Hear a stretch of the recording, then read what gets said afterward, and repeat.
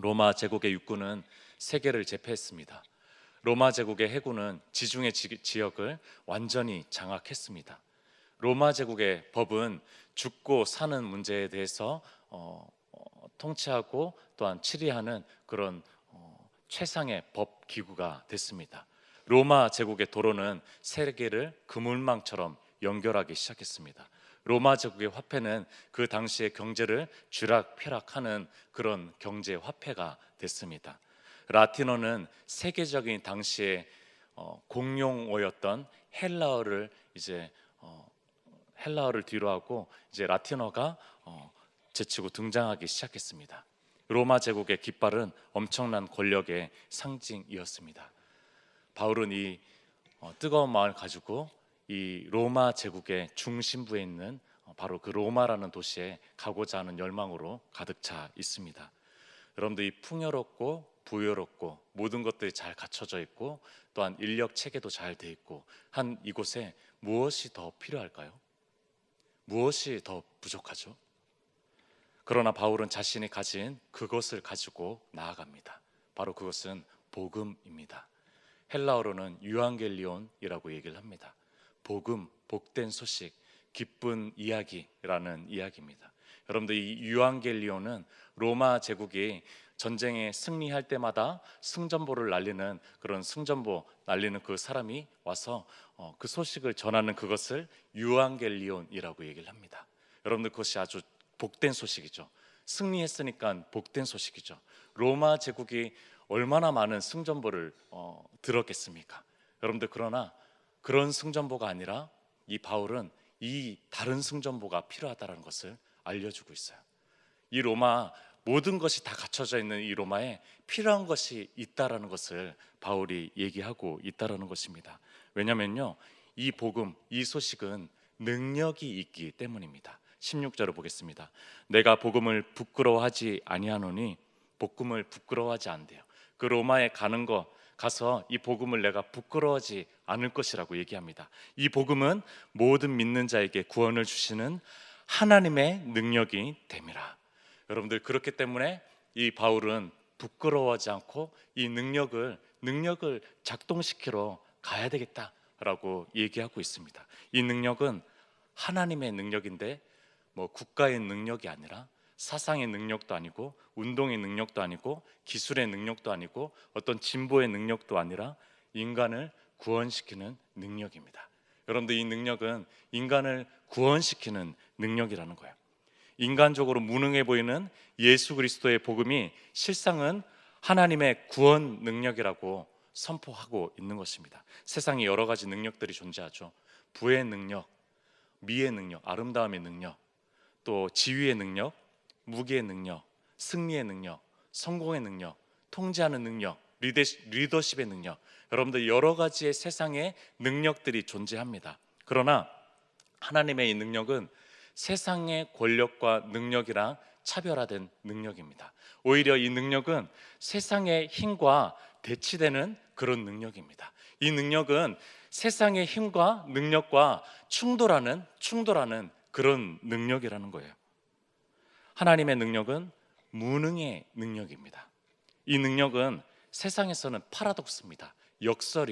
역설이고 거침돌입니다. 이 능력은 약함 속의 능력이고 강함이고 가난 속의 부유이고 사망 속의 생명인 능력입니다. 극형 죄수가 처형된 자가 하나님의 아들 우리 모두의 구세주라는 아주 이해할 수 없는 역설적인 능력입니다. 그러나 그렇기 때문에 복음이 부끄러워지기도 합니다. 그렇기 때문에 복음이 부끄러워지기도 해요. 이 역설 때문에 부끄러워지기도 하는 겁니다. 십자가는 헬라 문화와 철학과 당시의 그런 논리 지식에 비하면요 세련되지가 못했습니다. 여러분들, 십자가는 살인 무기 처형대의 일뿐이에요. 십자가는 투박합니다.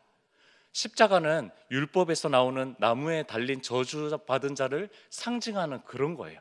십자가는요, 한 젊은이가 십자가에 달려서 절망한 그런 인생을 상징하는 그런 상징물이라는 것입니다.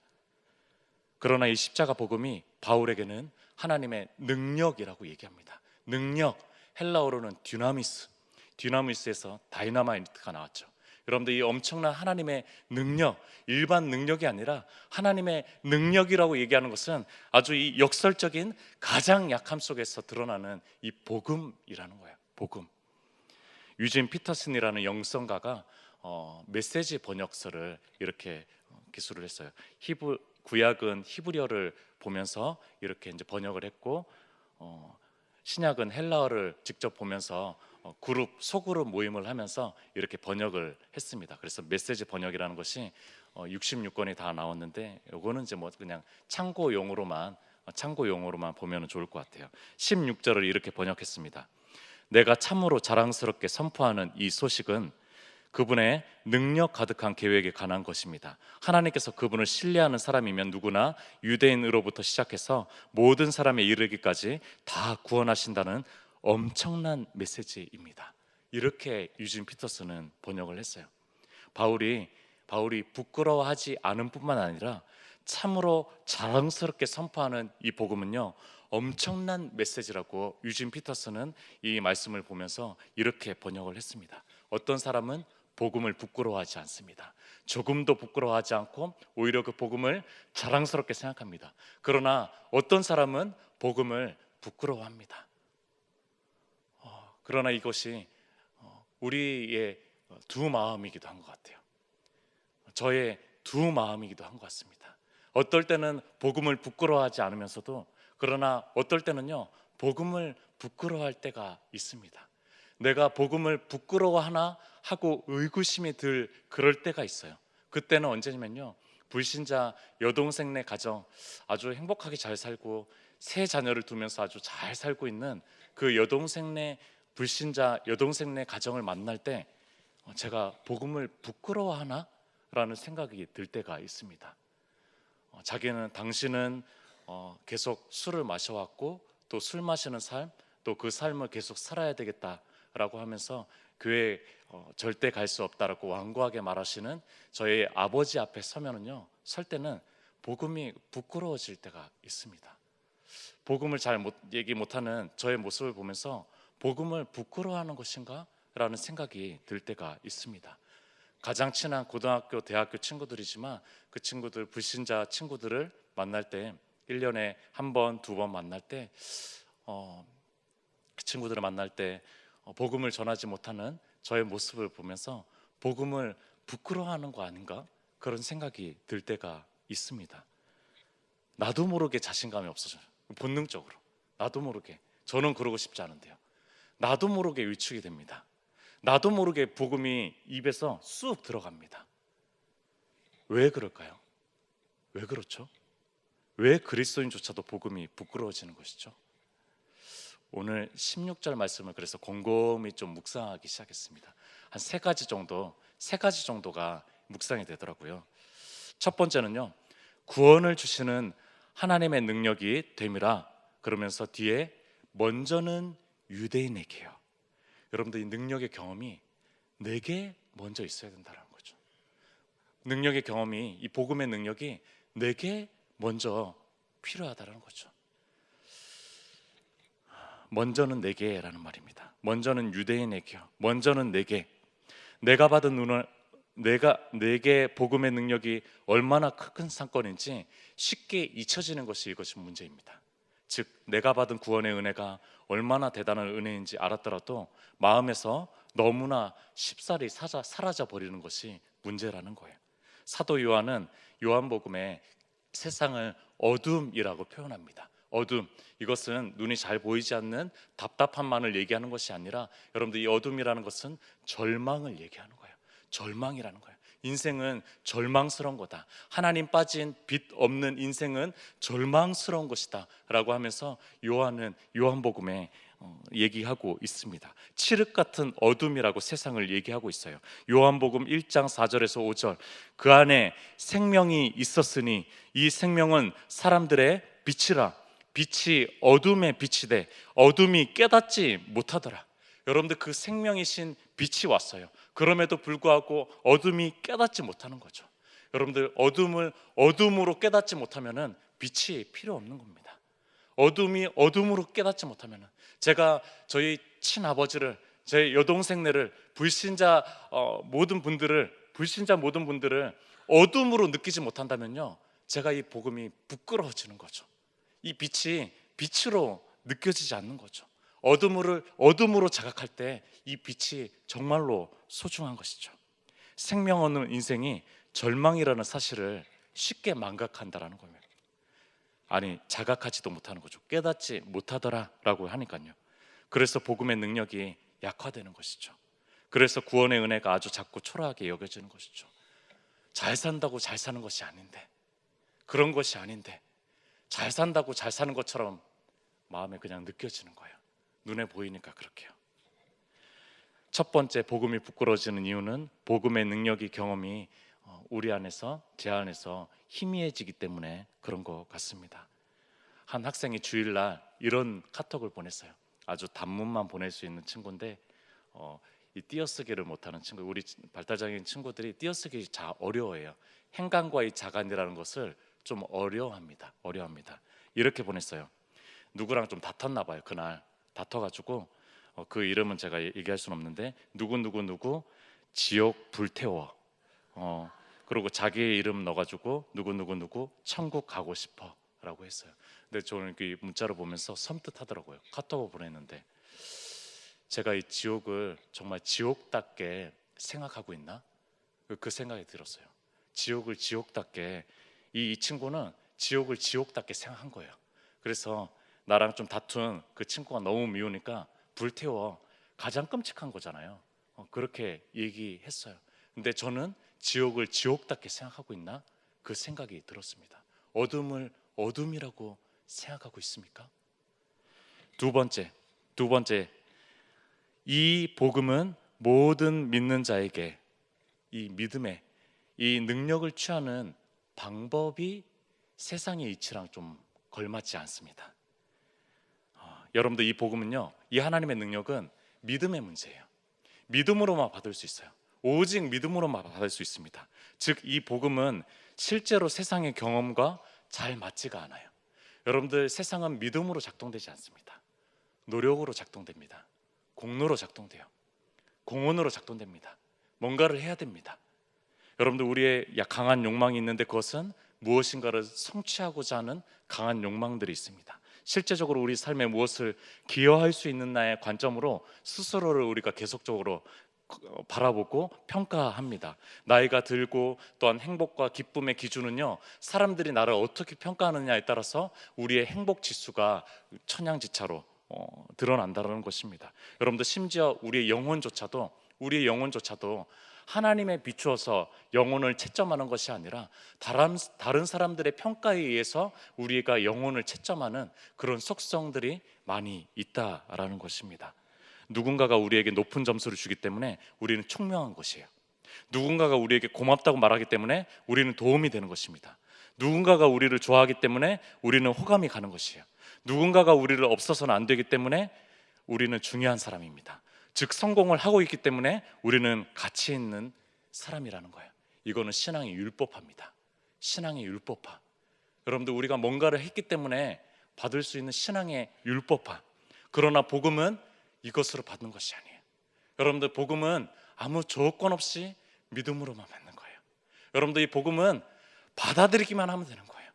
여러분들, 복음은 믿음으로 받는 거기 때문에 이 세상 이치랑 잘 어울리지 않아서 복음이 부끄러워지기도 합니다.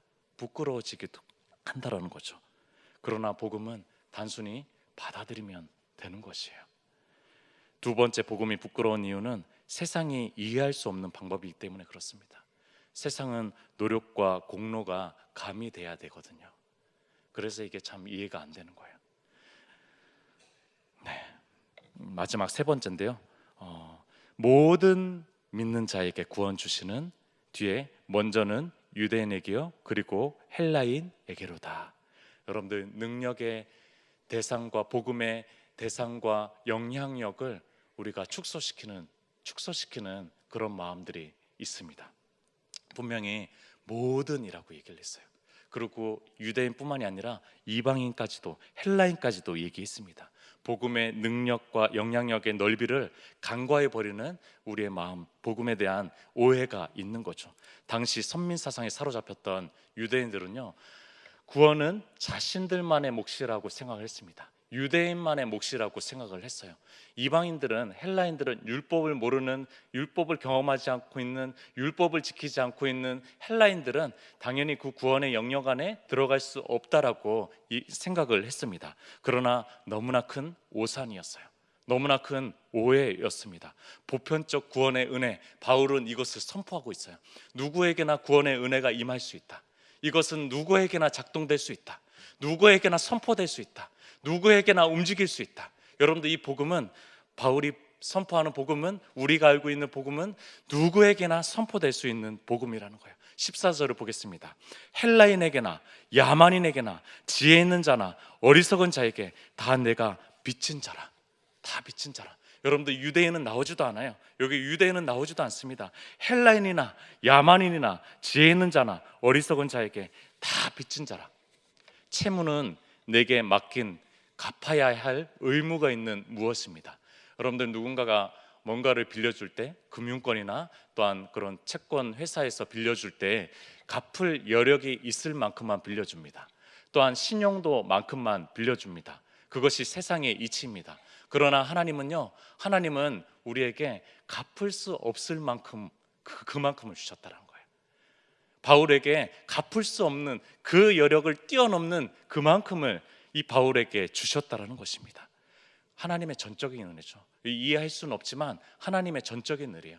그래서 주고 계속 줘도 갚아야 될 그것은 뭐냐면요, 바로 복음이라는 거예요. 모자르지가 않아요. 모자르지가 않는 그것이 바로 복음이라는 것입니다. 그리고 이 복음이라는 채무는 이미 믿고 있고, 마치 믿을 것 같을 만한 사람에게만 복음이 작동되는 것이 아니에요. 믿지 않을 것 같은 사람에게도 이 복음은 작동된다는 거예요. 여러분들, 이것이 우리의 막 깊은 마음에서는 잘 와닿지가 않아요. 저 사람만큼은 정말 안 될 것 같은데, 저 사람만큼은 복음이 정말로 이게 안 들어갈 것 같은데, 완악해 보이는데. 그러나 오늘 바울은 그렇게 얘기하지 않아요. 모든 믿는 자, 헬라인에게도, 지혜 없는 자에게도, 야만인에게도, 지혜 있는 자에게도, 모든 이들에게 복음은 차별이 없다. 복음의 능력은 예외가 없다. 복음은 차별이 없다. 복음은 남녀노소, 장애인이든 비장애인이든 모든 이들에게 차별 없이 작동할 수 있는 것입니다. 복음을 받아들이지 못하는 사람은 없다. 여러분들, 이 진리를 꼭 마음에 품을 수 있으면 좋겠습니다. 세 번째, 복음을 부끄러워하는 이유는 복음에 있어서 차별하는 대상이 내 안에 혹시 있나 점검하는 것입니다. 먼저는 내 안에 이 복음의 은혜, 하나님의 능력이 먼저 다시 한번 회복되는 것이 중요할 것 같고요. 두 번째, 이를 위해서 공로와 노력이 아닌 믿음으로 받아들이는 것, 이것에 대해서 우리가 분명하게 또 인지했으면 좋겠고, 세 번째, 그리고 이 복음의 영향력을 우리가 신뢰했으면 좋겠습니다. 복음은 누구에게든 작동할 수 있어요. 그래서 우리가 빚진 자로서 살아갈 수 있었으면 좋겠습니다. 여러분들, 그 채무자의 삶은 갚아도 그것이 끝날 때까지 그 역할, 의무를 다하는 삶이죠. 그런 삶을 저도 살 수 있었으면 좋겠고, 또 우리 성도님들도 살 수 있었으면 좋겠습니다. 다 같이 기도하도록 하겠습니다. 함께 통성으로 합심으로 기도했으면 좋겠습니다. 바울이 부끄러워하지 않았던 이 복음이 우리도 부끄러워하지 않는 그런 복음, 하나님의 큰 능력으로 우리 가운데 느껴졌으면 좋겠습니다. 이 어두움의 세상 가운데 정말 참 생명이신 빛이 필요하다라는 그런 담대한 마음을 주님께서 허락해 주시고, 내 안에 복음이 먼저 경험되어지고 회복될 수 있도록, 또한 그것을 모든 영혼들에게, 특별히 우리가 안 될 만한 그 영혼들이 분명히 있습니다. 그 영혼들을 우리가 좀 품고 함께 기도하고 나아갔으면 좋겠습니다. 우리 같이 주여 한번 외치고 기도하도록 하겠습니다.